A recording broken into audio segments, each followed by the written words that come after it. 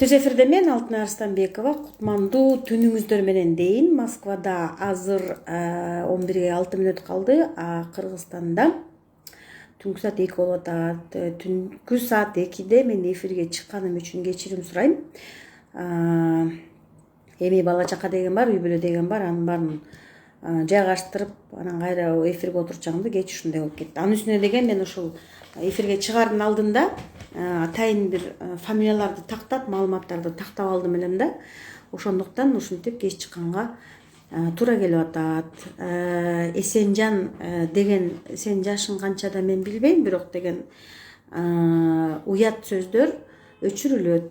Себеби дегенде мага Кыргызстандын тагдыры, бүгүнкүсү, эртеңкиси, келечеги сага окшоп баары бир эмес. Мен Кыргызстандын келечегине кайдыгер эмесмин. Анткени ошол саясатчылардын тегерегинде, жанында, арасында алардын жасап аткан жумуштарын көрүп туруп, мен сага окшоп неме кылып, жана фейк болуп, же болбосо уурлардын, коррупционерлердин уурлугун көрүп туруп, мен унчукпай тура албайм. Сен ошентип чындыкты айткандарды ушинтип жаманатты кылып, жаман сөздөр менен сөгө бер. Тилиң жаман экен.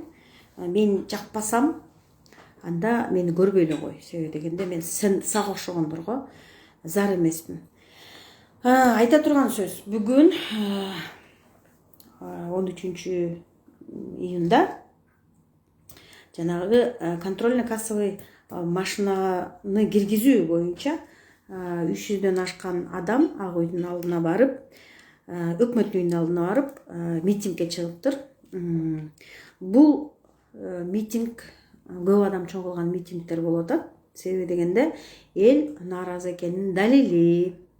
Анткени эсиңиздерде болсо керек, Баки Акаевдин баласы Айдар Акаев ошол контрольно-кассовый машина аппараттарды киргизе албаган. Азыр мынабу бийлик киргизем деп аракет кылып атат. Өткөндө неме болду? Ак Ордо 3 жаңы конушундагы жашоочуларга баягы мурунку ээлеринен тартып алган. Баягы бир участокко 4-5 адам ээлик кылган окуялар боюнча, учурлар боюнча элдин арасында ошол жерлерди ошол Сокулук райондук жетекчиликке, мисалы үчүн ошондо Курманкулжул Сокулук районунда сот болуп иштеген экен. Ошол маалдагы аким, ошол маалдагы начальник РОВД ошолор менен биргеликте бир топ аялдар ошол канчалаган гектар жерлерди сатып байышкан өз убагында. Асмандан акча жаап байышкан. Ошол эле мигранттар барып Ак Ордодон жер алышып, үй салышып, эптеп-септеп, окат кылып жүрүшкөн. Эми азыр ошол Ак Ордо 3-төгү жерди биз жана иреттеп берели, кызыл китебин берели деп аракет кылып, эсиңиздердеби, тиги жазындагы Садыр Жапаров барды эле, бирок деген ал нерсе, ошол аракеттер, ошол иштер өтө жай жүрүп аткандыктан ортодо араздашуулар көп, урушкандар көп, соттошкондор канча көп. Мен аларды ошол жер мафиясы деп көп жолу түз эфирге чыкканмын. Ошол түз эфир учурунда эле Сокулуктагы ошол кездери Акаев Бакиев маалында ошол айыл чарба багытындагы жерди элге берип, анан жанагы аны деген трансформация кылгандан кийин, анан кийин кызыл китепчесин берем дегендиктен андан бери көп жыл өтүп кетти. Анан ошол көп жылдан бери ошол жерде аябай соттошуулар, уруштар, ызы-чуу толтура. Ошол нерсени мына Садыр Жапаровдун бийлиги аягына чыкпай атат да. Ошондуктан Алатоо 3 жаңы конушунда жанагындай митинг болду. Ак үй жака бастырып кирип келаткан экен, барабыз деп жөнөп калышкан экен. Коркуп кетип Садыр Жапаровдун бийлиги Ак Ордо 3кө бара калышып, жанагы өкмөттөн Акылбек Жапаров жөнөтө калып, бара калды. Анан ошол жерде эле бүтүрүп тынчтык келгиле деген окшойт. Келип эл менен сүйлөмүш этип, бир нерселерди убада кылып кетишти. Эми ошого ал бир митинг болду. Эми болсо жанагы Айдар Акаевдин баласы киргизе албаган контрольно-кассовый аппараттар боюнча митинг болот. Бул экинчи митинг. Акыркы күндөрү ушундай митингдер, нааразычылыктар көп болуп атат. Садыр Жапаров кандай аракеттерди көрүп атат, эл деген сел экенин билет, унута элек. унутпаш керек. Кандай аракеттерди көрүп атат мен билбейм, бирок деген эч кандай бир өзгөрүүнү мен байкаган жок. Мен азыр Москвадамын, сырттан мен байкап турам. Кандай эмне болуп атканын көрүп турам. Силерден кем эмес. Ошол эле Фейсбукта отурам, ошол эле ютубтарда көрүп атам. Ким кандай иштерге барып атат, эмнелерди кылып атат. Дагы бир нааразычылык. 12-июнь күнү ошол билим берүү министрлигинин алдында дагы бир митинг болду. Ата-энелердин митинги болду. Анда жанагы Ала Тоо аквапаркында сууга чөгүп каза болгон 3-класстын окуучусу боюнча Садыр Жапаров бийликке келгенде жаңы конституцияны неме кылды, кабыл алды, өзүнө ылайыкташтырды. Мен ошондо түз эфирге чыгып, мен ошол конституцияны колдодум. Себеби уполномоченный по правам ребенка при президенте Кыргызской республики, кыргызча айтканда балдар омбудсмени деген берене ошол конституцияга киргендиги үчүн мен ошол конституцияны колдодум. Себебин өзүңөр жакшы билесиңер. Канча жылдан бери педофилдер, ата-энеси мигрант болуп окат кылам деп жүрсө, балдары деген туугандарыныкында, кимдердикинде, тааныштарыныкында жүрөт дагы, анан балдарга кол салуулар, уруп сабоо, керек болсо ошол зордуктоо, зордук зомбулук көрсөтүү, кордук көрсөтүү болуп аткандыктан мен ушул проблема менен канча жылдан бери ооруп келем да. Ушул балдардын укугун коргош үчүн мен даже ушул депутат болгонго чейин аракет кылып көрдүм, бирок деген мен карапайым жөнөкөй үй бүлөдө төрөлүп чоңойгон кызмын дагы, мен анчалык чоң акчам жок депутат болгонго. Бирок ушул нерсени мыйзамдаштырып, педофилдерге бычуу ыкмасын колдонуш керекпи? Же болбосо өлүм жазасын киргизиш керек? Мен ошол боюнча бир аракетимди көрөйүн дедим. Бирок баягы акчам жок болсо дагы Кудайым мага башка жагынан берип, Бекбосун Бөрүбашев агай конституциялык реформаны, жаңы конституцияны жазып аткан кеңешменин төрагасы болуп турганда мен түз эфирге чыгып интервью алганы барып Бекбосун Бөрүбашев агайга айтканмын. Агай, конституциялык реформа кандай болуп атат? Жаңы конституцияны кантип жазып атасыңар десем, жөнөкөй эле сага окшогон жарандар келип, бизге сунуштарын айтып атат, идеяларын айтып атат деди эле. Мен айттым, агай, менин дагы бир ушундай бир суранычым бар. Акыйкатчы омбудсмен деген институту бизде бар, бирок деген алардын ишин мен көрбөй атам. Себеби дегенде, ошол эле Садыр Жапаров эсиңердеби, 2017-жылы тиги камакта отуруп, аны деген Атамбаевдин бийлиги соттоп атканда, Токто Күчүк Мамытов, Токон Мамытов, өзүнүн аты документте Токто Күчүк Мамытов. Токон Мамытов бир бут басып барган эмес. Ошондо Текебаевдин үстүнөн дагы Маевский боюнча сот болуп аткан. Бирок булар баргандан кийин Текебаев, Садыр Жапаровдун сот болгондон кийин албетте сот өзү чечет, баягынын жазасын, беренесин, айыбын өзү чечет. Бирок деген кандай болгон күндө дагы акыйкатчы омбудсмен барып өзүнүн ой пикирин айтыш керек болчу. Бир бут басып барган жок. Эми ошол акыйкатчы омбудсмен институтунда Токон Мамытов, буга чейин ким, Турсунбай Бакир уулу болду, анан Токон Мамытов болду, азыр Атыр Абдрахматова иштеп атат. Ушул институтта балдар бөлүмү бар экен, балдардын укугун коргогон бөлүм бар экен. Бирок ал бөлүмдүн бир баланын кордолгону, зорлукталганы боюнча чыгып заявление кылганын, укугун коргогонун, баланын укугун коргоп, бир жанагы зөөкүрдү камоо боюнча, кандайдыр бир жазага тартуу боюнча бир пикирин билдирдиби? Өзүнүн позициясын айттыбы? Көрдүңөр беле? Мен көргөн эмесмин, мен журналистмин. 25 жылдык стажы бар, мен журналистмин. Мен ошол нерсени байкап, карап, анализ кылып жүрөм. Мен көргөн жокмун. Ошондуктан Бекбосун Бөрүбашев агайга айттым, агай, акыйкатчы омбудсмен институту бар экен бизде, бирок деген балдардын укугу тебеленип атпайбы? Мигранттардын балдардын укугу тебеленип атпайбы? Россияда уполномоченный по правам ребенка при президенте Российской Федерации деген канча жылдан бери иштейт. Алар керек болсо жанагы Сирияга баш айланып кетип калган энелер менен балдарын кайтарганга чейин барышкан. Атайын самолетту берет биякта Путин. Ошол самолет менен атайын ошол балдарды алып келген. Ошончолукка чейин барган, ушундай чоң бир иш-чараларды жасаган. Атайын уполномоченный по правам ребенка, детский омбудсмен деген иштейт да бул жакта. Эмне үчүн Кыргызстанда ал жок деп айтсам, идеяң жакты кызым деди. Мен айтып көрөйүн деди. Мен барып аны деген коргогон жокмун, баягы диплом защита сыяктуу, ар бир идеяңды коргошуң керек экен да, конституцияга бир беренени киргизиш үчүн, бир идеяны киргизиш үчүн. Коргогонго дагы эме кылышкан жок. болду бүттү кирди деп ошол конституцияга ошол менин суранычым боюнча ошол берене кирди. Ошондуктан мен бул конституцияны колдогом. Эми жанагы Ала Тоо аквапаркында 3-класстын окуучусу сууга чөгүп каза болуп атат. Бул кокустук эмес, бул деген шалакылык дагы эмес, бул деген кылмыш. Себеби дегенде 3-класстын баласы, бул деген наристе. 3-класстын баласы 10га чыга элек бала, 10 жашка чыга элек бала. 10 жашка чыга элек баланы биринчиден мугалим 250 сомдон ар бир баладан 250 сом экен. Аквапаркка киргенге бир баланын билети 250 сом экен. Ар бир баланын ата энесинен 750 сомдон чогултуп алыптыр. Бул биринчи маселе. Экинчи маселе, ошону алып баргандан кийин, балдардын баарын алып барып аквапаркка түшүрөм деп аткандан кийин, эмне үчүн директор мен билген эмесмин деп атат? Мен билген эмесмин дейт, мен көргөн жокмун дейт. Кандайча көргөн жок? Мугалим ар бир кылган иши боюнча директорго, завучторго кат жазып, уруксатын алып туруп кетет. Эми жанагы акыйкат эметиги балдар омбудсмени, балдардын укугун коргон акыйкатчы каякта? Садыр Жапаров ошол менин идеям менен, менин сунушум менен кирген конституциядагы болгон институтту түзүптүр.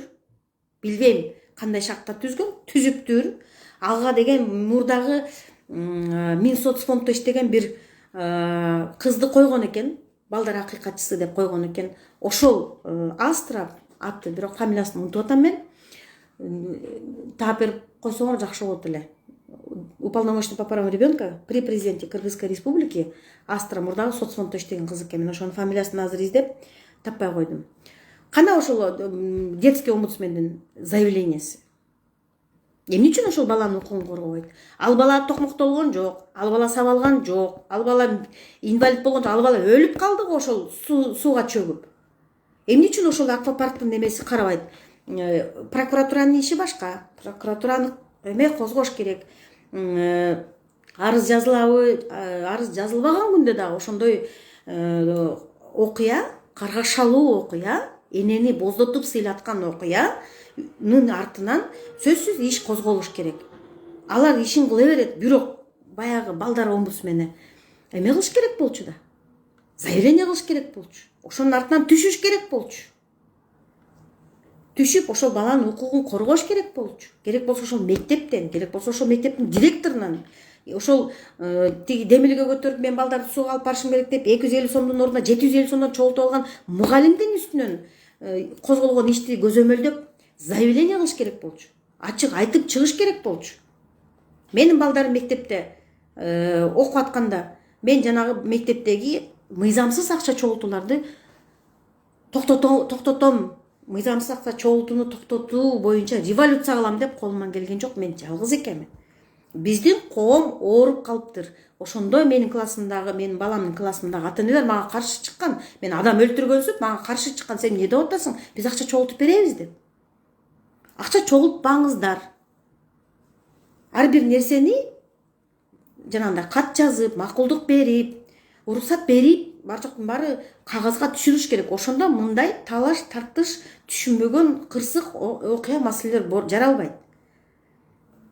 Анан кийин ата-энелер ата-энелерди токтотуш үчүн азыр деген бийликке деген эч кандай митинг керек эмес да. Эч кандай ызы чуу керек эмес. Эч кандай бир министрликтин алдында топтолгон адамдардын кереги жок. Себеби дегенде бийлик азыр коркуп жүрөгү түшүп отурат. Качан революция болуп кетип мен кетип калат экенмин.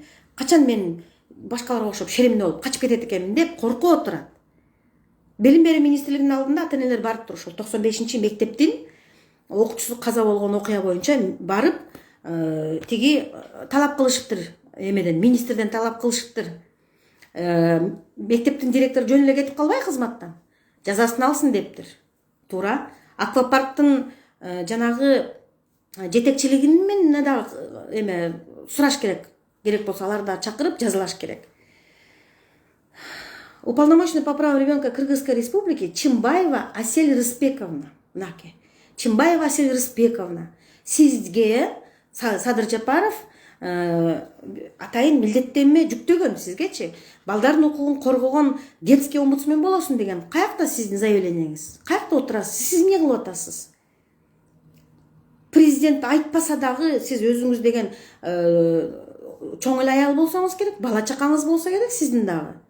Эне болгондон кийин ошол баланын укугун коргоп чыгышыңыз керек болчу. Каякта отурасыз, каякта жүрөсүз, эмне иш кылып атасыз? Балдардын укугун кабинетте кой отуруп алып коргобойт.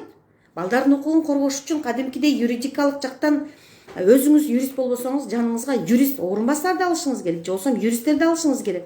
Ошол юристтер иштеш керек. Ошол институттун атынан сиз башкарган балдардын укугун коргон акыйкатчы институттун атынан каттарды жөнөтүшүңүз керек. Өзүңүз басып барышыңыз керек. Сүйлөшүшүңүз керек.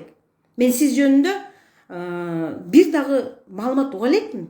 Кайсы бала жөнүндө эмне деген заявление кылыптыр ошол кыз деп. Мен уга элекмин. Анда жөн эле отурасыңар да силер айлык алып коюп отурасыңар да анда.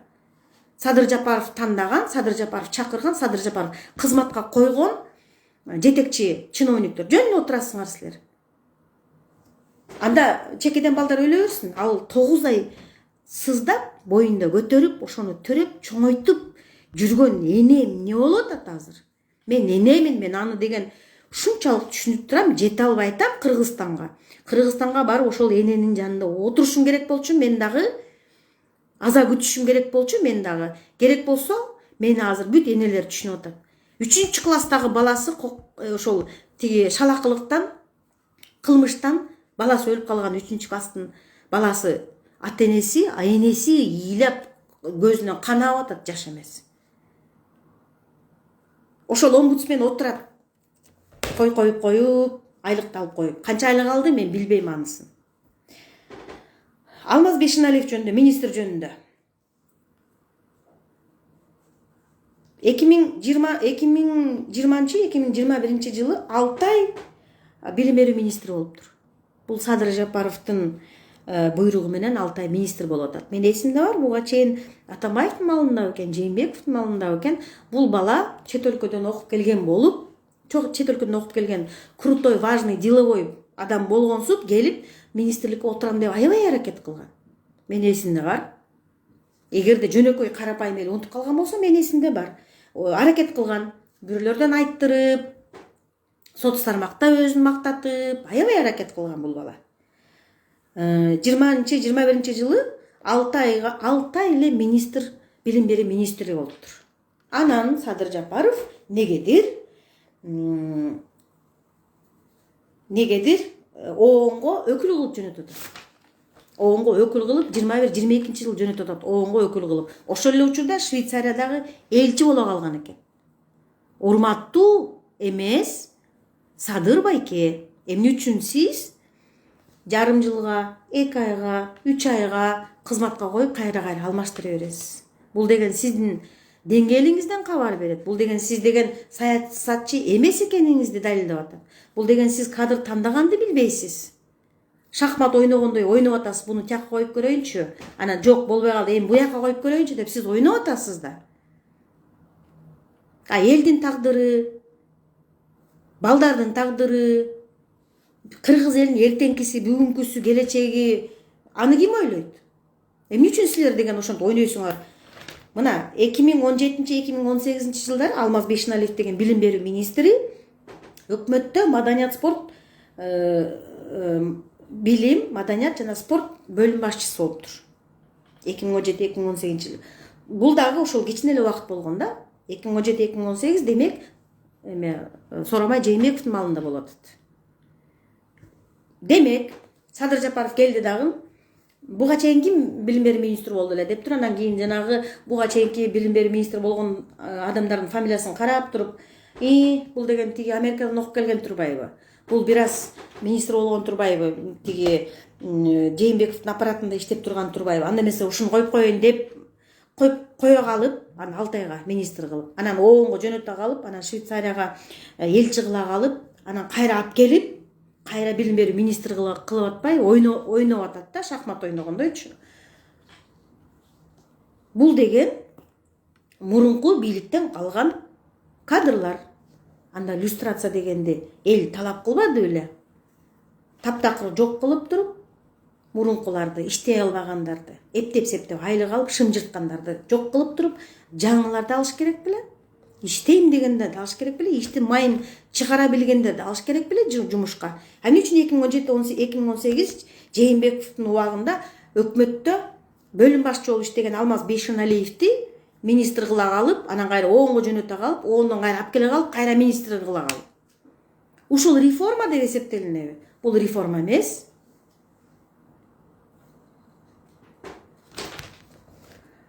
Кичине кызматка кое калып, 3 ай, 4 ай, 5 ай кызматка калып, кайра ала калып, ушуңарды качан токтотосуңар? Алмаз Бейшеналиев келе калып жана мектептеги акча чогултууларды токтото алдыбы? Жок, токтото алган жок. Ошону токтотуш керек болчу. Ошол реформа. Биз 22-жылы жашап атабыз, 21-кылымда жашап атабыз. Баягы илгери 90-жылы биз Союздан ажыраган маалда мектепте деген жанагы мурунку Союз маалында алынган парталар эскирип калып, айлык аз болуп, китептер жок калып, жыртылып калып, жанагындай ичиндеги мазмуну, китептердин мазмунун жаңылаш үчүн мектептерде неме кылып аткан. Акча чогултканда ошондо билим берүү министрлиги ошол 90-жылдары суранган элденчи, ата-энелерден. Ата-энелер бир аз каржылаганга жардам кылышсын деген. Ошо боюнча ошол нерсе салпка айланып калды, системага айланып кетти. Азыр акча бербеген ата-эненин баласы жаман. Аны мугалим да урушат. Сенин ата-энең акча бербейт деп урушат. Бизде кедей бай болуп бөлүнүп атпайбызбы биз? 21-кылымда, 22-жылда кедейдин баласы, байдын баласы деп бөлүнүп атпайбызбы? Акча берген ата-эненин баласы жаман окуса дагы 5 алат. Жаман окуса дагы, билбесе дагы, сабакка келбесе дагы, ал бала сөзсүз мактоого арзып калат.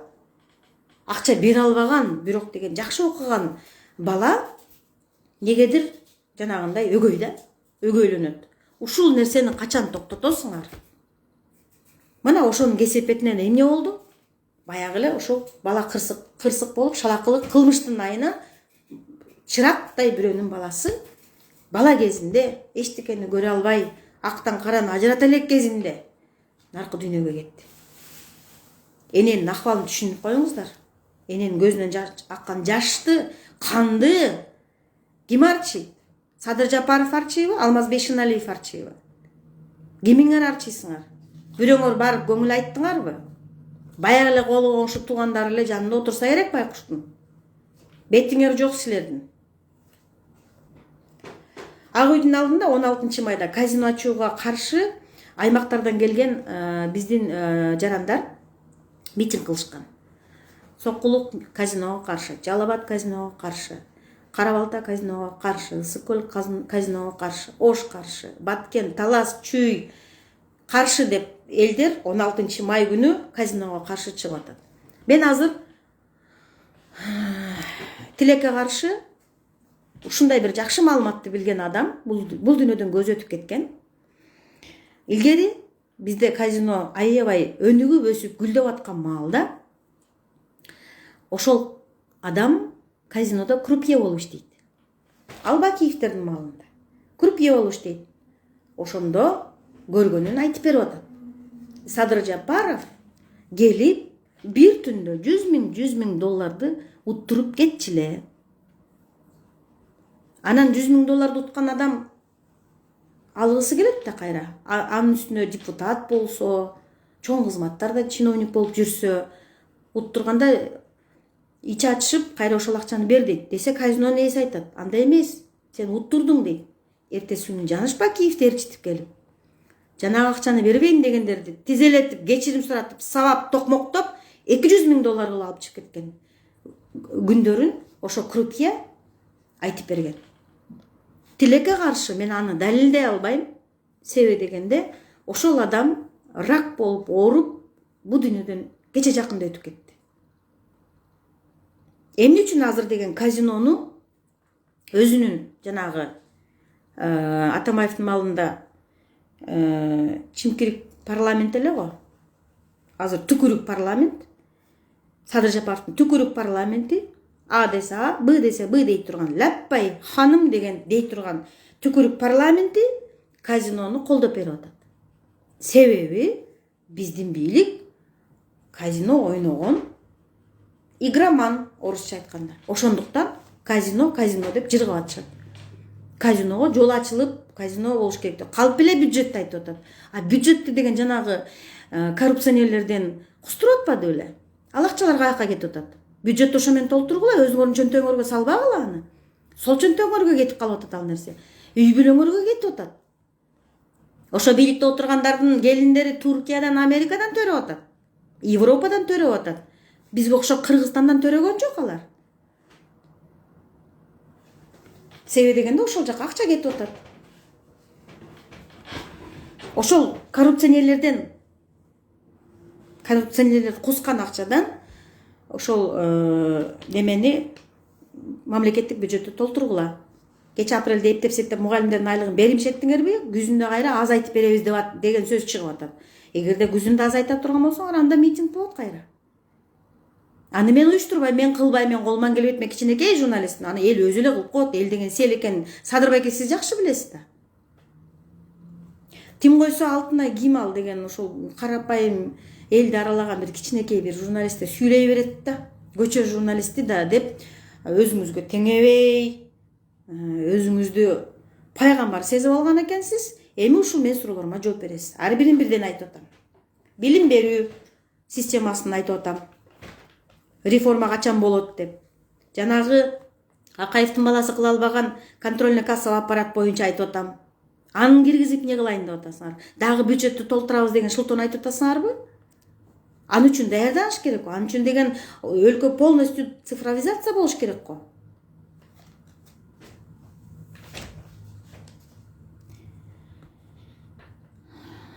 Казино боюнча мен өзүмдүн оюмду айттым. Мен казиного каршымын. Казиного ойноп, тиги үй бүлөсүнөн, бала чакасынан ажырап, көчөдө бомж болуп калгандарды көргөнбүз биз.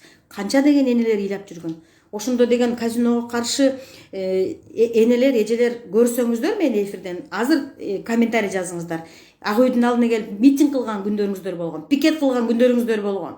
Балдарыңызды тиги эме казинодон чыгара албай, үй бүлөсүн, бала чакасын карабай, үйлөрүн сатып, машиналарын сатып, балдарынын, аялдарынын нерселерин, буюмдарын сатып, көчөдө калган балдардын айынан силер дагы ата энелер темселеп калгансыңар. Эсиңердеби? Эми комментарий жазгыла. Алтынай туура айтып атат. Биздин башыбыздан өткөн казино бизге кереги жок деп жазгыла, макул болсоңор. Кече жакында Бекзат Эсенбеков деген жоокер сабалды. Офицер токмоктоп койгон экен. Мочевой пузырь жарылып кетип, операция оор болду деп кече жакында биз жаңылыктардан окуп атабыз да. Ошол МЧС министри Бообек Ажикеев журналисттер жазып атат да. Ушул окуя Бообек Ажикеевдин тыкыр көзөмөлүндө деп жазып атышат да. А Бообек Ажикеев каяктан келген адам? Автобиографиясын ким билет? Айтып койгачы мага, мен жетишпей калдым көрөйүн деп. Ошол киши эгерде военный болсо, эгерде өзү жоокерден ошол азыркы кызматка тепкич менен, ак эмгек менен жеткен болсо, ошол Бообек Ажикеевиңар аябай жакшы билет. Буга чейин илгертен бери дедовщина болуп келбеди беле? Дагы азыр деген энелердин 9 ай көтөргөнүн, сыздап көтөргөнүн мен дагы бир жолу эсиңерге салып коеюнчу. Ошол солдатты, ошо ооруп калган, ага чейин офицерлер токмокто өлүп калган жоокерлерди энелер 9 ай сыздап көтөрүп, адам болот, мени багат карыганда деп чоңойтуп, мекенин кайтарсын, мекенин коргосун деп армияга жөнөткөн. А жөнөткөндөн кийин эмне болуп атат? Армияда деген дагы бир кыйындын балдары жөндөн жөн эле дедовщина болуп, токмоктоп сабап өлтүрүп коюп атат. Же ошол жоокер болуп кызматта жүргөн солдаттардын өлгөнүн көргөн эмессиңерби? Мен көргөм. Мен билем. Мен аябай жакшы билем. Ушул эле Бообек Ажикеев аябай жакшы билет. Эгерде военный болгон болсо. Анан тааныш-тунуш акча берип эле, келип эле ошол кызматка отуруп калган болсо, анда билбейм. Бирок алда огуш керек болчу да. Бизде дедовщина деген бар. Бизде деген офицерлер жөндөн жөн эле жан келгендерди сабайт, бутун өптүрөт, малай кылат, кара жумушка өзүнүн жумушун кылбайт солдат. Тиги деттердин айтканын кылат. Аял киши болуп мен аны жакшы билем. Себеби дегенде мага баламды өлүп калды, балам сабалып токмоктолду, инвалид болуп калды деп ыйлап апаларым көп жолу келген. Ошолордон улам мен билем.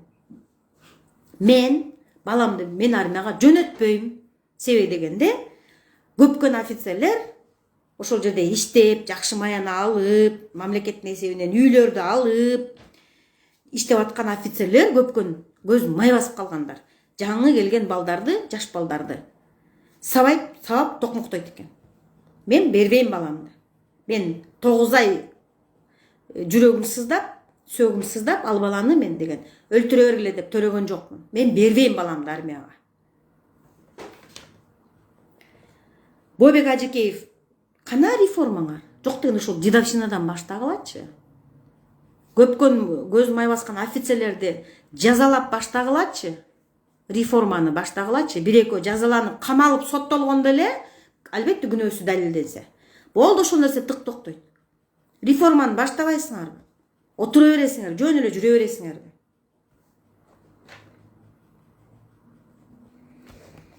Он 12 апрелде, быйыл эле, ушул 22 жылдын 12 апрелинде Лейлек районунун Селкана деген жеринде, Баткен областындагы тажик чек арачылар Кыргызстандын аймагына 20 метр кирип келген, анан ошол жерде ок атышуу болгон. Ок атышуу болгондо миномет менен аткан. Мен Фейсбукта отурсам, ошол Лейлектеги, Баткендеги биздин жердештер, мекендештерибиз, жарандарыбыз жазып атат.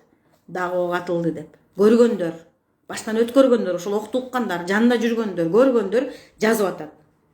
Ошол моментте Садыр Жапаров казан толу эт кайнаган үйдө ооз ачып, төрдө отуруп, устукан жеп отурган. Ошону мен Фейсбукка жазгам. Баткенде ок атылып атса, Садыр Жапаров ооз ачырып, конокто эт жеп атат, устукан алып. Мен жазганым үчүн Айгүл Жапаровдун каарына калып кеткен экенмин. 13 апрель күнү мени жумуштан алып атышат. Болбогон кичинекей кызматынан алып атат. Ага караганда кичинекей кызматка күйүккөн жокмун мен. Ошол кичинекей кызматты 4 дубалдын ортосунда отурасың. Өзүңдүн оюңду ачык жаза албайсың, позицияңды билдире албайсың. Элчинин көзүн карап отурасың. Ошол нерседе мен тажап отурган моментте жумуштан кетесиң дедилер. Орусча айтканда, с удовольствием кетем деди. Жан дили менен бул жумуштан кетем деди. Мен ошол жардамчы, элчинин жардамчысы болуп жумушка барганда мен ойлогом, эл менен элчиликтин ортосундагы мамилени жумшартып, элди чакырып келип, элчиликтин жасап аткан жумушун көрсөтөйүн деп. Жумуштар жасалып атат, албетте. Бирок дагы деле эл менен сүйлөшкөндү билишпейт, дагы деле эл менен мамиле кылганды билишпейт. Мигранттар кыйналып эле жүрөт. Жанагы ЯЭСте отурган Мамытканов эмне кылып атат? Биздин мигранттардын, Россияда жашаган мигранттардын ушул жактагы жашоосун жеңилдетиш үчүн эмне жумуш кылды? Эмне отурат Мамытканов? Асанбековду го алмаштырыптыр Садыр Жапаров. Арзыбек Кожошов келиптир. А Мамытканов эмне кылып отурат? Мамыткановду да алмаштырбайсызбы, Садыр байке? Же ысык көлдүк иним деп атасызбы? Мен трайбалист эмесмин, мага баары бир. Адам болсо, эл үчүн күйсө, акта каран кара десе, ал адам менин досум. Менин чогуу жолдо кетип бараткан жолдошум. Санаалашым, замандашым. Бирок Мамытканов ысык көлдүк, Асанбеков дагы ысык көлдүк. Аны эмнеге алмаштырдыңыз? Ал үчүн Мамытканов калды. Мамытканов да кетиш керек. Кыймылдаган жок. Сахаровадагы мигранттар менин сөзүмдү калп дебейт. Сахаровадагы жанагы ызы чуу боюнча канчалаган миңдеген адамдар кезекте туруп калды го. Анан түштөн кийин кыймылдап башташтан, анан кийин бир өзүнчө бир эшик ачылып, а бирок ичине кирсең кайра эле ошол деп атпайбы? Бир эле эшик ачып анан ал ичинен кирсең эле кайра эле ошол эле жанагы миңдеген кезектеги адамдар менен кошо кайра ичинен киргенде ошол жактан кошулуп кетет экенсиң кайра элечи. Бул деген эмне деген шылдыңдагандык мигранттарды?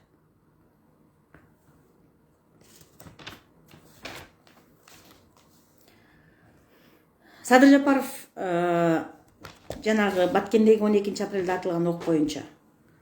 Сиз устукан жеп, ооз ачып, жыргап, ысык үйдө, ысык тамак, дасторкон толтура дүйүм тамак болуп отурган моментте миномет менен тажиктар атып аткан болчу. Албетте президент жүгүрүп барбаш керек. Бирок ошол моментте сиз тамак жеп отургансыз жыргап. ошол нерсени мурунураак алдын алып койсо болот беле.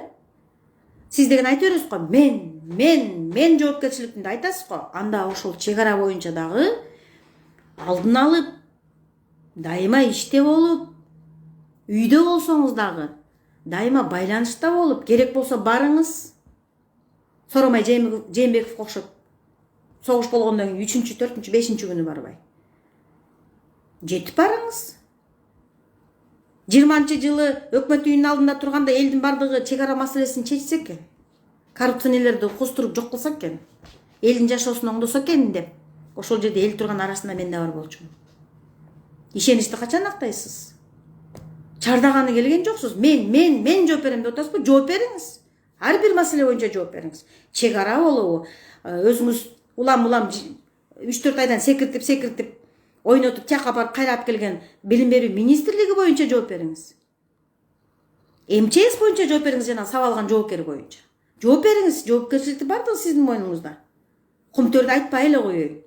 Кумтөр боюнча пиар кылып туруп, кумтөр биздики деп элге өттү деп сүйүндүрүп койдуңуз, өзүңүзгө пиар жасап. Бирок не болду? Жанагы Центеранын Нарис Калчаев деген жигит. Жакшы жигит экен. Мен көп жылдан бери тааныйм, бирок деген тилекке каршы иштеше албадык. Ошол Нарис Калчаевди мен сизге айткам, эсиңизде барбы? Сиз түрмөдө жатканда мен телефон чалып айткам.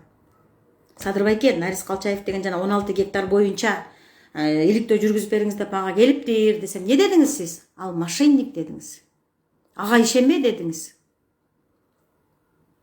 Ага ишенбе, алар деген ошол кумтөрдүн жетекчилигин коркутуп, $1 миллион пара алабыз деп опузалаган балдар дедиңиз.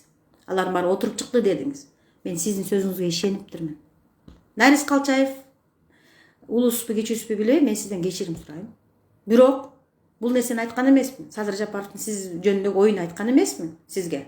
Бирок ошондо мен жок деген эмесмин. Эсиңизде барбы? Мен азыр Нарис Калчаевга кайрылып атам. Эсиңизде барбы? 16 гектар жер боюнча мага иликтөө кылып бериңиз дегенде мен айткам, мен бекер барайын, оператордун акчасын төлөп бергиле. Мен оператор табайын, оператор барып тартып, келип, монтаждап, кылып берейин. Мен өзүмдүн ишимми бекер барайын деп айткам. Эсиңизде барбы? Бар болсо жазып коюңуз. Оба алтын эже эсимде бар, ошентип айткансыз деп менин сөзүмдү тастап жазып коюңуз. Бул нерсе болгон. Эсиңизде барбы? Фучук паркында экөөбүз отуруп алып сүйлөшкөнбүз. Ошондо Садыр Жапаров ишенбе ага деп айткан мага. Анан өзүңүз чалган жоксуз, өзүңүз келген жоксуз. Эгерде өзүңүз келсеңиз мен Садыр Жапаровдун айткан сөзүн айтат элем, же болбосо жок дебейт элем. Кумтөр дегенде мен ар дайым даяр болчумун. Башка маселелер боюнча да мен митингге чыгып, түз эфир кылып жүргөмүн, элдин таламын талашып жүргөм, жөнөкөй элдин таламын талашып жүргөм. Ошондо мен сиз менен бармакмын. Эгерде оператордун кызмат акысын төлөп берип, алып келсеңиздер, барам дебедим беле мен. Бармакмын. Тилекке каршы өзүңүз келген жоксуз, өзүңүз чалган жоксуз. Ошентип барбай калдык. Садыр Жапаровдун жүзү ушул. Нарис Калчаев жөнүндө оюн эл билдиңер. Биле жүргүлө. 9-июнь күнү Бишкектин Жибек жолу көчөсүндөгү мурунку Бакиевтердин үйүндө жана ден соолугун калыбына келтирип жаткан майыптарды кубалап чыгып, ошол жерди үйдү бузуп тыйпыл кылып, тегиз кылып коюшуптур. Азыр 9-июнь күнү мага майыптардан чалган. Эже, мен барайын азыр сизге. Күндүз барганга болбойт. Камап коет сизди. Түндөсү барайлы, экөөбүз барып түз эфир кылалы деди. Мен айтып берейин деди. Садаган кетейин мен деген Кыргызстанда эмесмин дедим. Кыргызстанда болсом түн эмес, түнкү саат 2-де болсо 2, 3-те болсо 3-те бармакмын мен. Мен бара албайм, мен Кыргызстанда эмесмин дедим. Десем, каап сиз биякта болгоңузда такси менен барып сизди, мен да майыпмын дейт. Мен дагы майыпмын дейт. Бизди кубалап атат дейт. Эми суроо, ошол Бакиевдин үйү болгондон кийин ал киши биздин президент болуп отурган. 5 жыл. Ал кишинин үйү демек жакшы үй болуш керек эле да. Сонун кирпичтен жасалган, бышык кирпич болобу, иши кылса кымбат материалдардан жасалган үй болуш керек эле. Мен ал үйдү билбейт экенмин, каякта экенин. Билсеңер айтып койгула. Эмне үчүн ал үйдү бузуп атат? Эмне үчүн деген ошо майыптарга калбаш керек? Ал үй турган жерге азыр эмне салынат? Ким сатып алды? Ким пара берди? Ошол жерди мага алып берди. Жибек жолу деген бул кандай көчө? Бишкекте жашагандар жакшы билет. Майыптарды эмнеге анттыңар силер? Ошол моментте кече жакында Мелис Азбеков айтты го, Каныбек Тобунбаев Садыр Жапаровга $1 миллион берди dedi. Чүйдүн губернатору Тентишев $1 миллион берди деп. Ошол $1 миллион берген Каныбек Туманбаевди кече жакында Садыр Жапаров президенттин иш башкармалыгынын жетекчиси кылып тайындады. Ошол майыптардын үйүндө, ошол майыптарды кубалап чыгып аткан моментте Каныбек Туманбаев жүрөт. Не болду? Ошол жерди Каныбек Туманбаевга берилдиби? Түшүнгөн жокмун мен. Анан дагы бир суроо. Ошол майыптар жашагандан кийин ошол жерде майыптардын үстүндө кимдер турат bizde? Мамлекеттик органда айтып атам. Алар не деди? Эмне үчүн алар майыптарга келип түшүндүрбөйт? Момундай иштердин негизинде, мындай себептерден улам, биз мына үйдү бошотуп бериш керекпиз деп айтпайт. Майыптар чагылган чакылдап эле көчөгө чыгып калышты. Бомуш болуп көчөдө калышты. Эмне үчүн Бишкекте, Кыргызстанда мындай ызычуу башаламан тополоң болуп атат? Садыр байке, жооп берип коесузбу? Эмне үчүн ушундай тополоң болуп атат? Эмне үчүн майыптарды силер тагдыр өгөйлөгөн майыптарды пайгамбардан ашып кеткендей силер көчөгө ыргытасыңар? Каныбек Туманбаевдин буяка кандай тиешеси бар? Иш башкармалыгынын кандай тиешеси бар? Жанында Дайырбек Орунбеков жүрөт, анын кандай тиешеси бар? Дайырбек Орунбековду жана фейк фабрикасы бар, аны иштетебиз, элди алдайбыз деп алып келдиңерби? Мен аны билем, фейк фабрикасы бар экен. Ошон үчүн алып келдиңер да силер. Каныбек Туманбаевдин Максат Токтомушев менен болгон аферасын билесиңер да. Элден канча акча чогултуп алып туруп, жер беребиз алдап туруп бербей койгон. Мага келишкен адамдар. $25 миң бердим, $30 миң бердим. Каныбек Туманбаев, Максат Токтомушев, мен гарантия болуп берем. Жер беребиз деп туруп, ошол жерди албай калышкан адамдар мага келишкен. Түз эфир кылабыз, давайте ачык айткыла деп 2019 мага келгенде айтсам, Туманбаев бул деген ошол жанагы Садыр Жапаров өзү, Садыр Жапаровдун тегерегинде Рыжий Марат, Садыр Жапаровдун тегерегинде Нургалай Асаналиев, ошол эле Алымкадыр Бейшаналиев жана Минздравыңар бая бандитский ыкма менен келет го. Каныбек Туманбаевдин дагы бандитский ыкма менен кылган иштери толтура. Ошондон коркуп, жанагы эже качып келбей койду түз эфир. Жок, мен азыр унчукпай турайынчы. Мен азыр качып жүрөм, мен азыр көчөдө жашайм деди. Мен үйгө барсам, түндөсү келип мени өлтүрүп кетчет деди. Анан адам өзү эфирге чыкпаса, мен аны зордой албадым. Хорошо эже, макул дедим. Майыптардын көчөгө чыгарылган майыптар боюнча, майыптар жашаган Бакиевтердин үйү боюнча эмне үчүн маалымат тараткан жоксуңар? Каныбек Туманбаев иш башкармалыгынын жетекчиси экен, маалымат бербейби, расмий маалымат? Баланча деген үй, баланчага сатылды же болсо анын ордуна мындай кылабыз деп. Анан качан кыласыңар? Уже жермен жексен болду. Бакиевтердин укмуш кымбат маалуу стройматериал менен курган үйү жермен жексен болуптур. Ошону оңдоп койсо болбойт беле? Же Ысык көл мейманканасындай эме кылып атасыңарбы? Бар жоктун баарын сүрүп салып, араптарды алып келип, араптарга анын ордуна бир жерлерди берип, бир нерселерди берип, тоолорубузду берип атканын биз билбейбиз. Жөнөкөй эл билбейбиз эмне кетип атканын аларга. Ошол Каныбек Туманбаевдин жанында 1-Май районунун акими жүрөт, Максатбек Сазыкулов деген. Кор сүйлөйт, колун чөнтөгүнөн чыгарбайт, читти куруп коюп ошол жерде турат. Атат десеңер, менин ушул аккаунтума киргиле дагы. Менин аккаунтума кирип ылдыйга жылсаңар, ошол жерде мен ушул акимдин Максатбек Сазыкулов деген 1-Май районунун акиминин жанагы корстон сүйлөп атканы боюнча мен видеону бөлүштүм. Себеби дегенде ошол майыптар мага жөнөттү. Эжен onu чыгарып коюңузчу деп мен чыгардым, жөнөттү. Бандиттерге окшоп, бандит болуп келип, коркутканыңарды качан токтотосуңар? Жөнөкөй жарандардын юридикалык сабаты жок. Майыптардын юридикалык сабаты жок. Аларды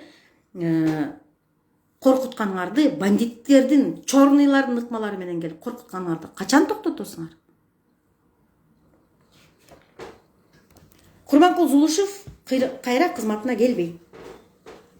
Ак үй, көк үйдөгүлөр мага маалымат берип турат, мен айткам буга чейин. Маалымат келди мага. Курманкул Зулушев барбайт жумушка. Кайра кызматына башкы прокурор болуп барбайт. Анын ордуна ким барат, мен силерге айтып коеюн. Тоже маалымат келди. Так, мен азыр пока билбейм. Бирок деген Айбек Жунушалиев деген Бишкекте мэр болуп иштеп кеткен киши экен. Мэр болуп иштептирби? Таап бергилечи маалымат. Айбек Жунушалиев Бишкекте мэр болуп иштеп кеткен экен. Анан мен трайбалист эмесмин. Айбек Жунушалиев Ысык Көл облусунун тургуну экен.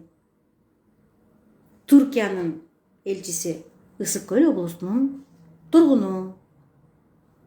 Түркиядагы биздин башкы консул эжекейибиз Айгүл Жапарованын сиңдиси болобу, подружкасы болобу, Ысык Көлдүк.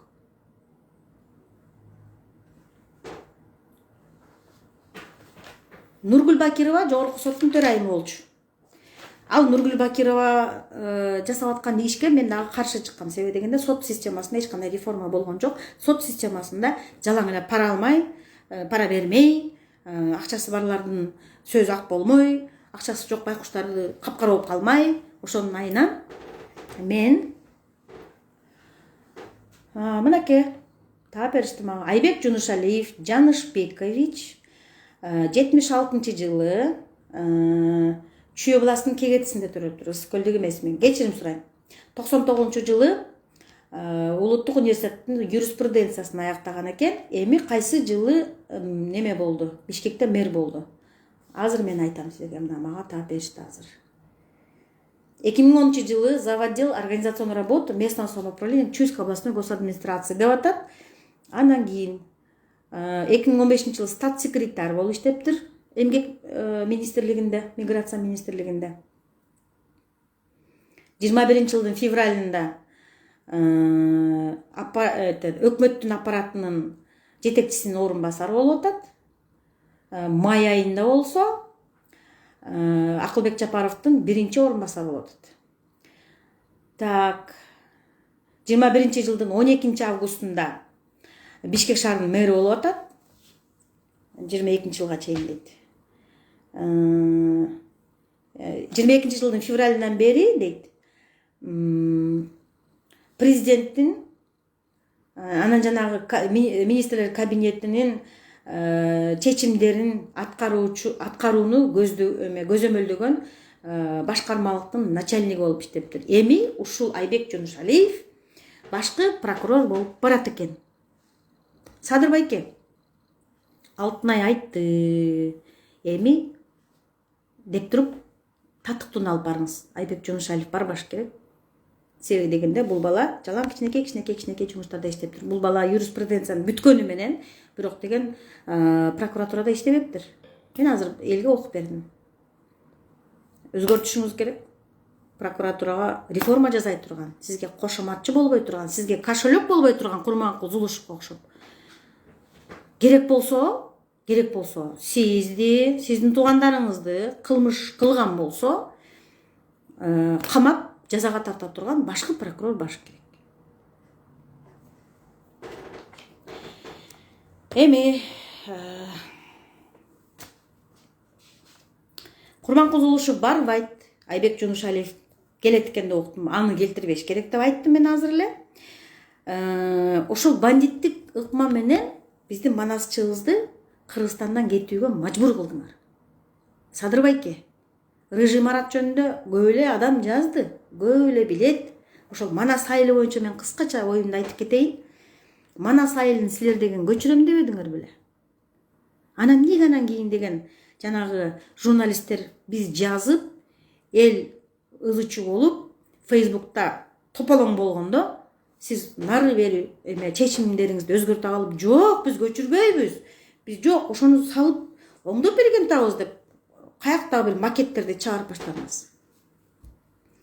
Сиздин резиденцияны, жаңы Ак Уйгурам деген жаңы резиденциянын макетин ким алып киргенин дагы мен билем. Кытайлык кыргыз. Аты ким эле? Жок. Кытайлык кыргыз. Адилдин иниси. Кыран байке деген бар. Фамилиясын мен билбейт экен.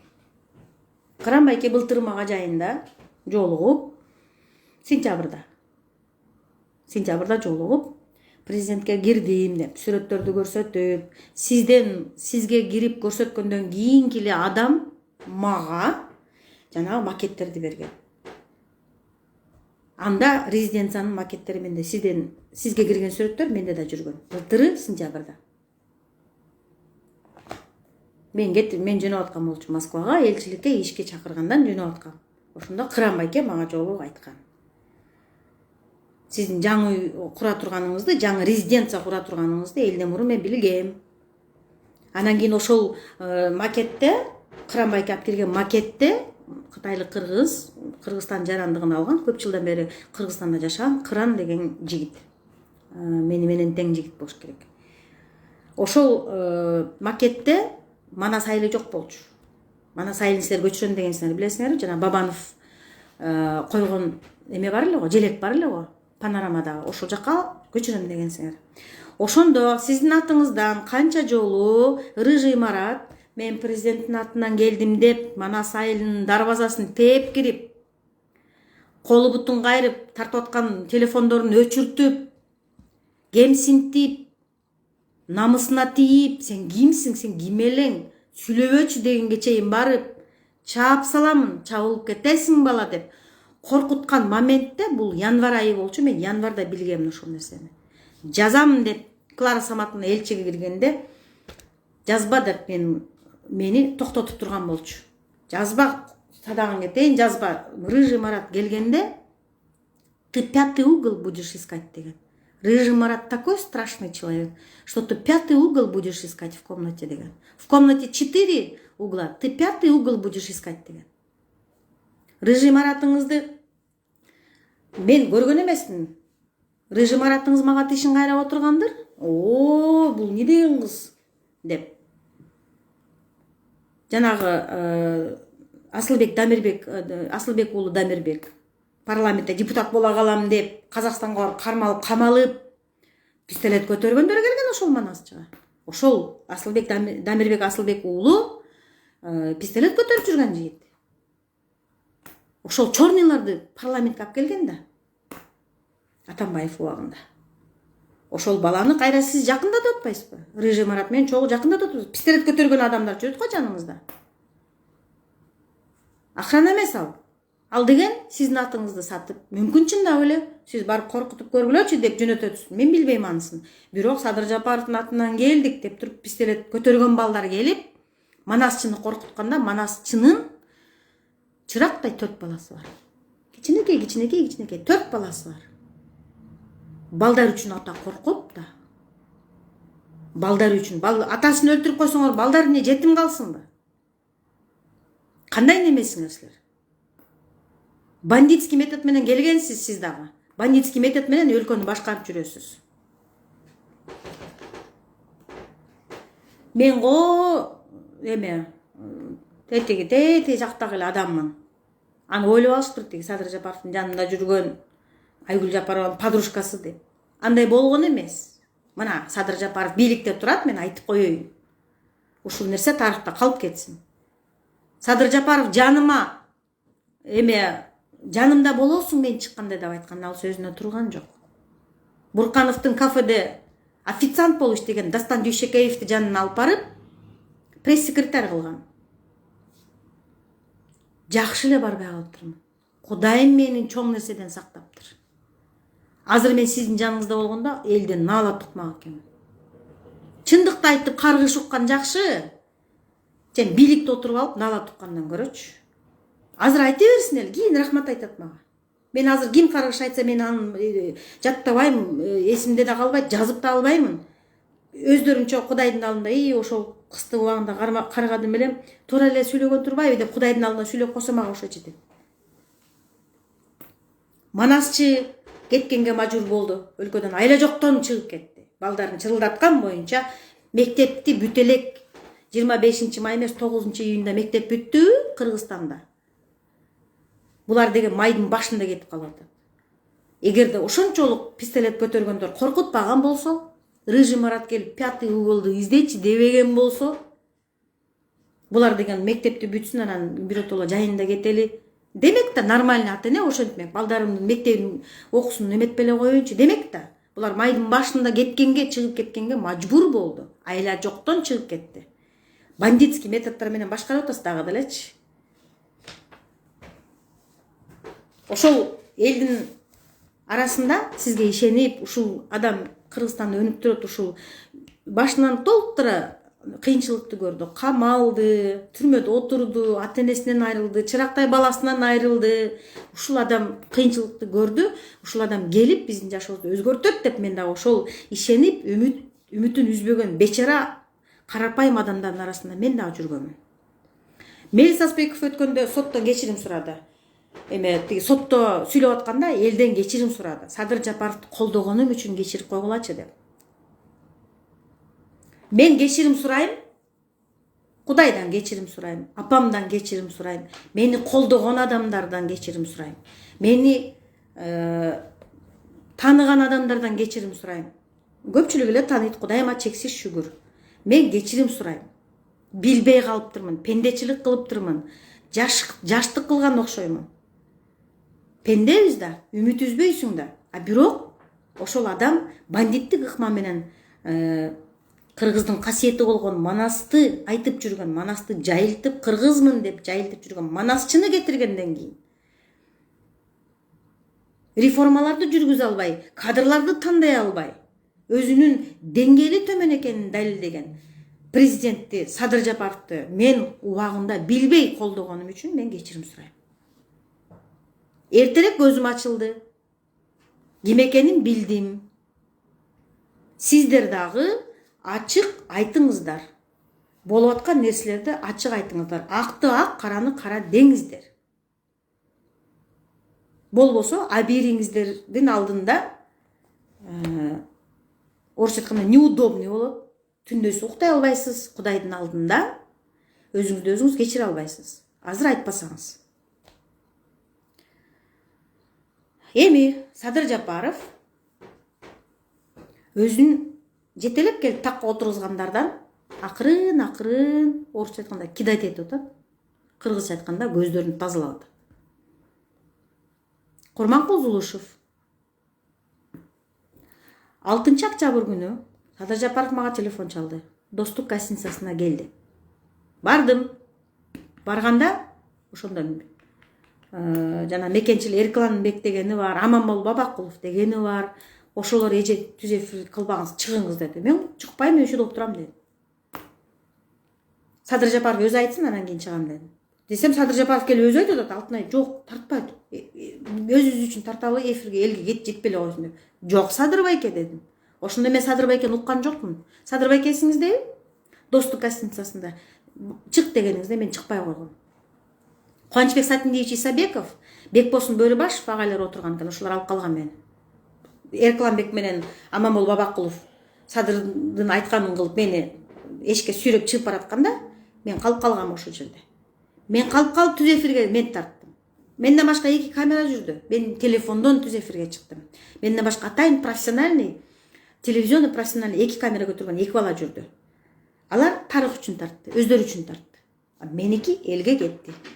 Ошол маалда элге түз эфир кетти. Толугу менен кетти. Баштан аягына чейин көрсөттүм мен.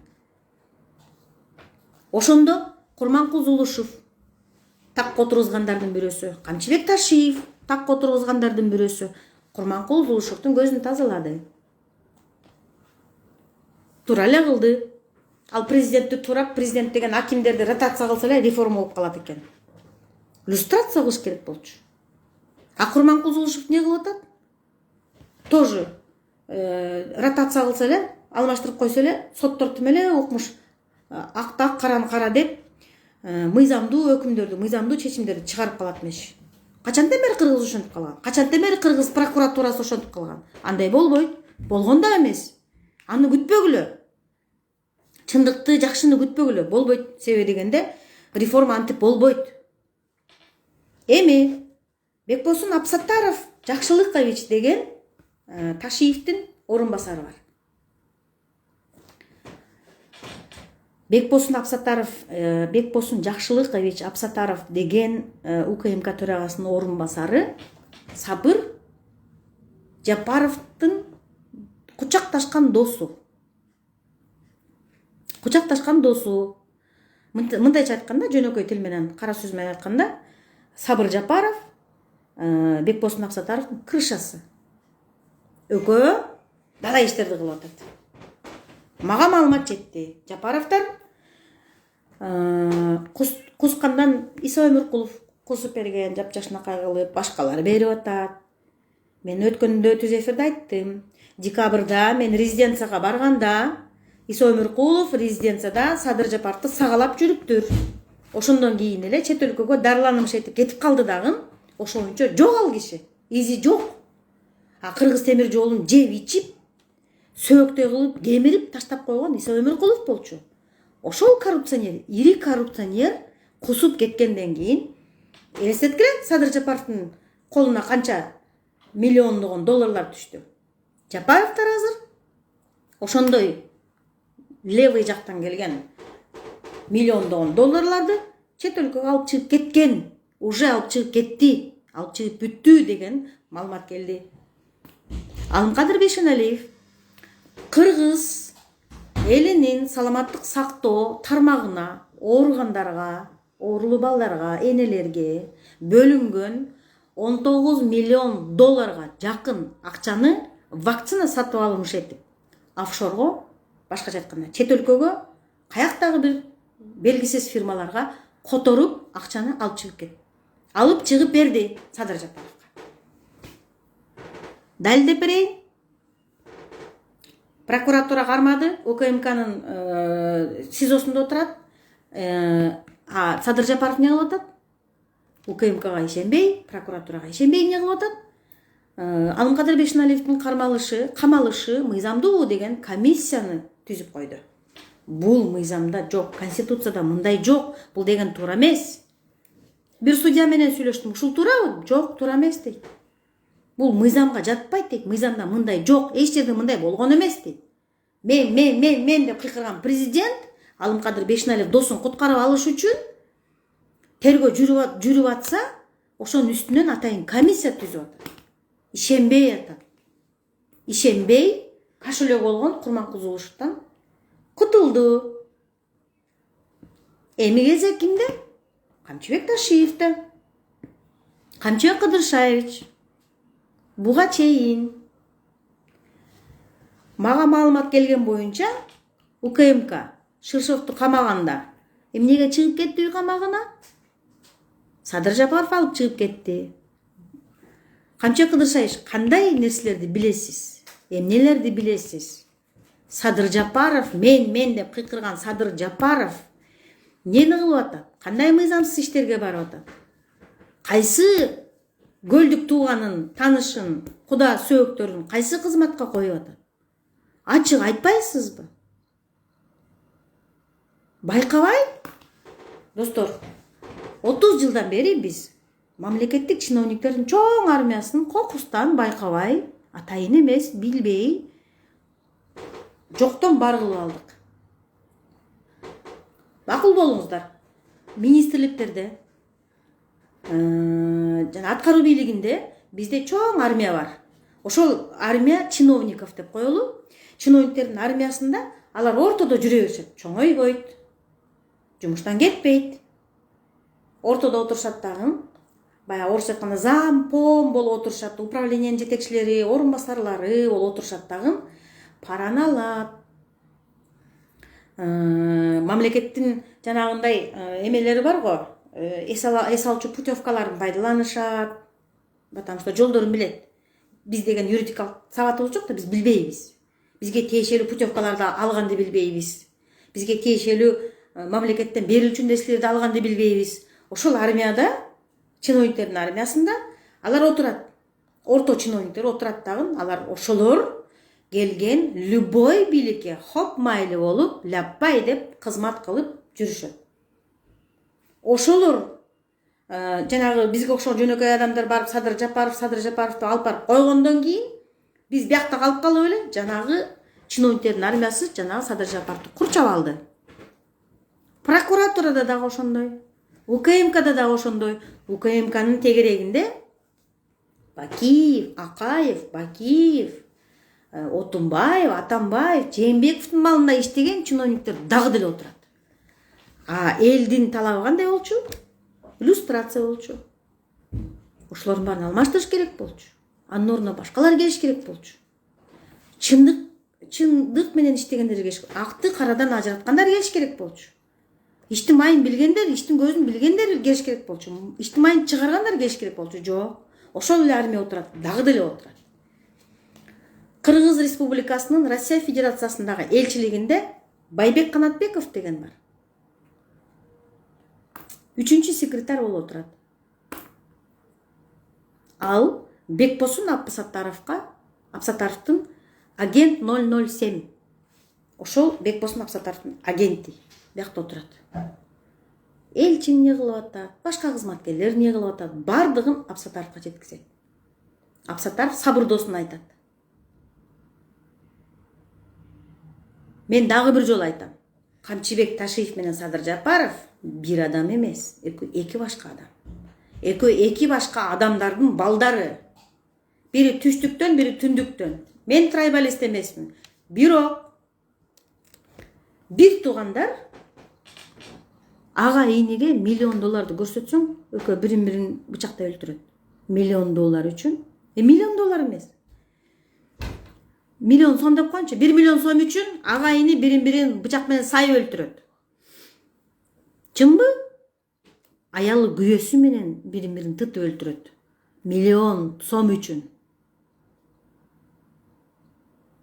Эмне үчүн деген Садыр Жапаров менен Камчыбек Ташиев бири менен урушпаш керек. Ортосунда араздашуу болсо керек. УКМК Шишовду камагандан кийин Садыр Жапаров чыгарып кетип атат го. Бул араздашуу эмеспи? Курманкул Зулушев кызматтан кетип атат. Бул араздашуу эмеспи? Бекбосун Абсатаров экен. УКМКда орусча айтканда бохый царь экен. Хан экен. Каалаганын кылат экен, каалаганда келет экен, каалаганда кетет экен, каалаган ишин кылат экен. Каалаганда алып келет экен, каалаганда кызматтан алып коет экен. Сабыр Жапаровго ишенип, себебин ал кырышасы да. Сабыр Жапаров байке жөнүндө мен айткам. Кыргызстанда бажыны расмий эмес көзөмөлдөгөн киши бул Сабыр Жапаров. Кыргызстанга кайсы чек ара постунан кандай товар кирип атат, кимдин товары канча, ошонун ичинен КамАЗдар канчадан тыйын берип атат? Бериш керекпи, бербеш керекпи? Берсе канчадан берип атат? Ал акчанын канчасы Сабыр байкенин чөнтөгүнө түшүп атат? Көзөмөлдөгөн киши Сабыр Жапаров. Дөөлөт Жапаров Садыр Жапаровдун бир тууган иниси. Мен өткөндө эле айткам. Аэропорттогу кирип чыккан товарлар, адамдар, акчалар Манас аэропортуна алынып келинген күйүүчү майлоочу заттар бардыгын Дөөлөт Жапаров көзөмөлдөйт деген маалымат келди мага. Аны мен эмес, Фейсбукта бардыгы жазып атат. Ошонун бардыгын жазып атат. Эми ушулардын бардыгын айткандан кийин Курманкул Зулушевдай Камчыбек Ташиевди буттан чалып, каматып, жумуштан бир шылтоо менен эптеп-септеп кетирердин алдында Камчыбек Кыдыршаевичтен суранам мен. Билгениңизди айттыңыз элдин алдында. Сиз дагы Садыр Жапаров менен бийликке келген адамсыз. Дүйнө жүзү экөөңөрдү бир адам деп атат. Силер бир адам эмессиңер, ортоңордо араздашуу бар. Сиз билгениңизди айттыңыз. Сабыр Жапаров эмне кылып атат, Садыр Жапаров эмне кылып атат, Курманкул Зулушев эмне кылган? Сиз өзүңүз эмне кылып атасыз? Бекбосун Абсатаров эмне кылып атат? Бүт бардыгын айттыңыз. Ачык айтыңыз, элге айтыңыз, эл билсин. Эл бардыгын билсин. Бирдек болсо эле мен дей берет го. Баягы жакшы болуп аткан иштерди мен деп атат. Жазып атат Фейсбукта бардыгы ачык жазып атат. Жана ар бир жерге тиги жумуртка тууп кеткен тооктой болуп барып капсулаларды коюп, бирок бирдеке курулган нерсени көргөн жокпуз деп. Башаламан, акча каяктан келип атат, кими кусуп атат, канча кусуп атат, каяктан карыз алды, мен президенттин жооп берем деп.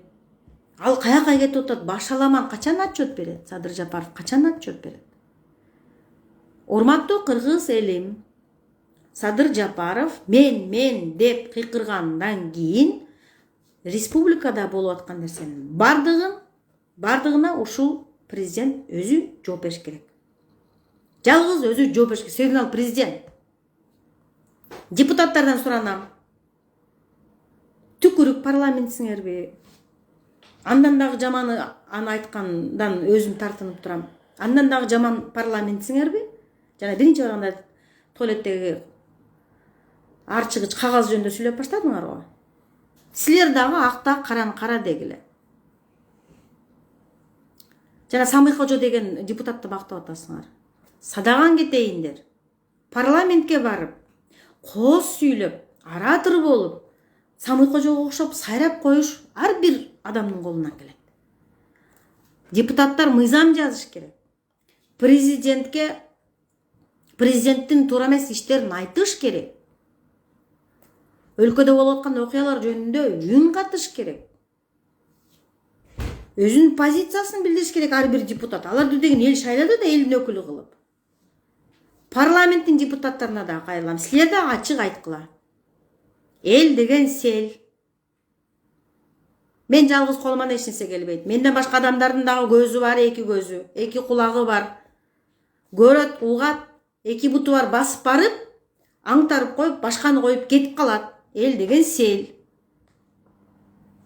Дагы ким кезекте? Парламенттин депутаттарынан сурадым. Ташиевке дагы айттым. Мындан башка дагы кимдер бар? Кайсы чиновниктерди Садыр Жапаров жакындатты жанына? Ошол чиновниктер ачык айткыла, элдин алдында ак болгула. Ачык айтып, кылмышыңар болсо, азыр эле жумушуңарды, эме кызматыңарды тапшыргыла да кечирип коелу деп азыр кеткиле. Эртең кеч болуп калат. Келгиле ачык айталы. Билгениңерди айткыла. Менин үстүмөн заочно иш козгоп койгондо, ошондуктан мен Кыргызстанга барбайм. Мен кыйын эмесмин. Мен кичинекей эле элдик, эркин, көз карандысыз журналистмин. Мага келген маалыматтарды мен ачык бетине айтам. Урматтуу мекенчилерге мен бир суроом бар эле. Мекенчил партиясында жүргөндөр, мени блоктогондор болсо, аларга да жеткирип койгула. Бир суроом бар эле. Мекенчилердин арасында Манап деген киши бар экен. Жалал-Абад областынын тургуну экен. Жалал-Абад шаарында жашайт экен. Жалал-Абад шаарында өзүнчө эле офис ачып алыптыр. Анын крышасы Сабыр Жапаров экен. Манап Жалал-Абад шаарында отуруп алып, офис ачып алып, ага келгендерден 10 миң, 20 миң, 30 миң, 40 миң доллардан алат экен да, бир кызматка коет экен. 2-3 айдан кийин ал кызматтан алып салат экен дагы. Анын ордуна башка келсе, андан ошончо 20-30 миң долларды алып дагы коет экен. Аны дагы канча бир убакыттан кийин кызматтан алып коет экен. Жалал-Абад областында гана ушундай башаламандыкка барып атабы, мына өз билемдикке барып атабы, мына Манап деген киши десем, жок, Кыргызстан боюнча деди. Демек бизде экинчи Арзыбек Бурканов пайда болгон турбайбы? Арзыбек Бурканов Баткенди полный эле албады эле. Мэри бир тууган агасы, зам губернатор өкүл баласы Шопуру, зам начальник УВД бир тууган иниси, начальник РОУД бир тууган иниси, Баткенди эле албады эле. Камчыбек Ташиев ага башка жака башыңды тыга турган болсоң, камайм деген. Эсиңерде барбы? Ошондуктан Баткенден башка жака кийлигише албай калганбы? Же башкалар да коюп атышабы? Айткылачы, Арзыбек Бурканов кимди каяка кызматка коюп атат? Канча доллар алып атат? Манаптагы ушундай Манап деген экинчи Арзыбек Бурканов пайда болуптур Кыргызстанда. Крышасы Сабыр Жапаров деп айттым мен. Мага маалымат келди. Эми ошентип адамдардан акча алып кызматка коюп атыптыр. Акча берип Манапка кызматка отурам дегендер жакшылап ойлонгула. Себеби дегенде бул киши 2-3 айдан кийин сиз акча берип кызматка койсо, кайра ошол эле кызматтан алып коет экен. Башкадан акча алып кайра сиздин ордуңузга коюп коет экен. Ошон үчүн жакшылап ойлонуңуз. Булар туруксуз, булардын деңгээли төмөн. Акча гана иштеп атышат, только азыр акчаны гана чогултуп атышат. Арзыбек Бурканов Европада, Дубайда кыймылсыз мүлк сатып алып жүрөт деген маалымат дагы келген мага. Ал деген кимге кыймылсыз мүлк сатып алып жүрөт? Досунабы? Сабыр байке сизгеби? Садыр байке сизгеби? Качкантасыңарбы? Ачык айтпайсыңарбы? Кыргызстанда жашаймын. Кыргызстанда башымды көтөрүп жүрөмүн. Элдин кызматын кыламын. эл дагы мени каалап кийинки срокко шайлаш керек десеңер, анда токтоткула. Режим аратыңарды токтоткула. Айбек Жунушалиевди токтоткула. Алмаз Бейшеналиевдин жумушун карагыла жакшылап көзөмөлдөп. Прокуратура бизде кыйраткан жок. Сотту билем мен. Жогорку соттун төрагасы Садыр Жапаровдун адвокаты болчу. Азыр жогорку соттун төрагасы болуп калды. Замирбек деген киши, фамилиясын унутуп калдым. Жазып алып атырмын, кечирим сурайм. Бардык жерге өзүнүн адамдарын коет экен да, бийликке келген адам өзүнүн адамдарын коет экен. Бирдеке болсо колдоп чыгат, коргоп чыгат, артыман чыгат деп кызмат берген да. А бул кызматты сиз эмнеге өзүңүз үчүн таратып атасыз? Бул кызматты эл бериш керек. Силер элдин берген салыгынын эсебинен чалкалап жиптерде жүрөсүңөр го. Элдин берген салыгынын эсебинен силер айлык алып атасыңар го.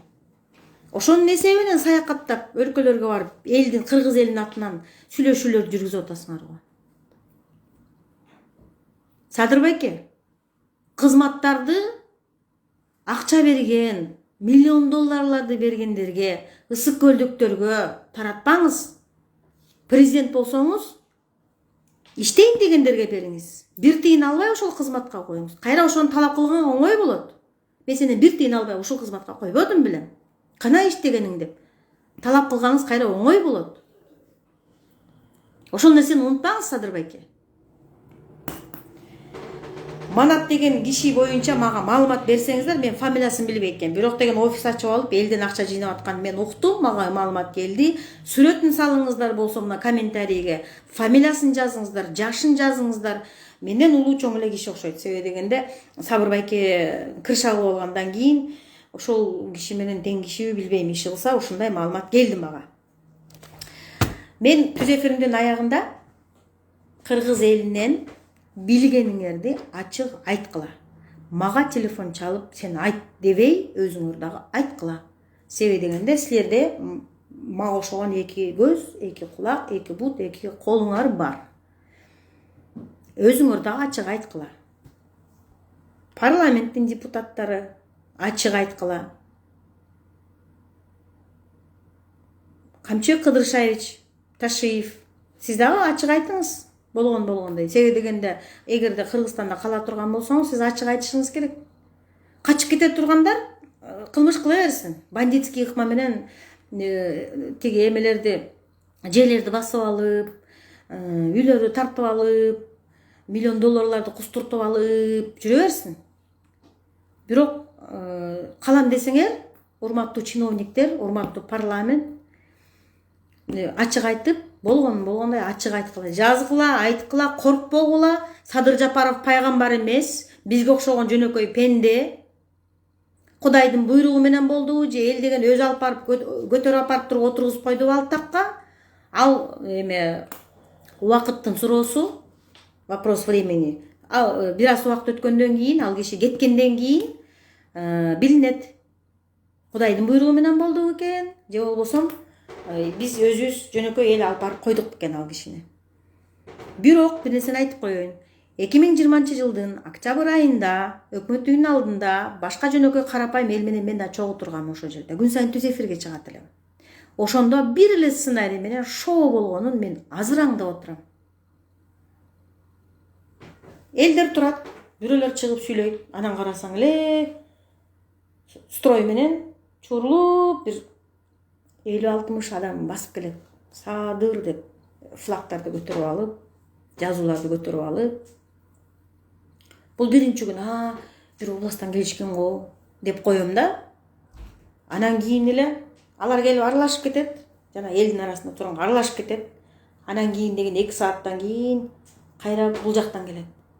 Садыр деп дагы бир 50-60 бала келет. Жаштар да, жаштар.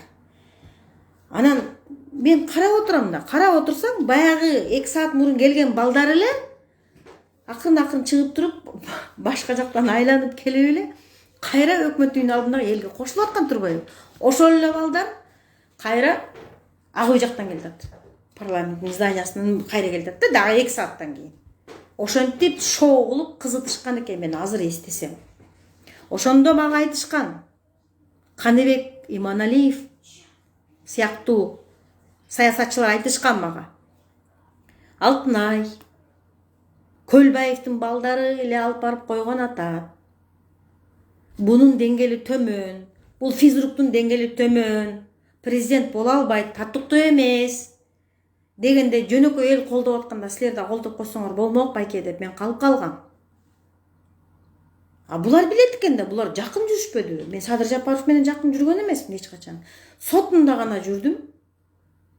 Кармалгандан баштап камап, соттон кийин дагы түрмөдө отурганда да телефон чалып, саясат жөнүндө сүйлөшүп жүргөнүбүз чын. Чыкканда мен жанымда болосуң деген. Мен ойлоп турмун. Баягы кадрлар боюнча мен бир досье, папка топтоп берем. Мисалы үчүн Алымкадыр Бешеналиев жөнүндө. Мисалы үчүн Курманкул Зулушев жөнүндө. Мисалы үчүн Галина Байтерек жөнүндө. Ошол эле Нуркамал Асканова жөнүндө досье топтоп бермекмин. Ким болуп иштеген, кандай эмгектери бар, татыктуу, татыктуу эмес, кандай иш козголгон, бүт баарын топтоп берем деп ойлоп турмун да. Көрсө адамдын ою арам болчу экен да. Пайдаланып, мага окшоп канча адамды пайдаланды. Пайдаланып, баштарыбызды тебелеп бийликке барып алгандан кийин сен кимсиң дейт.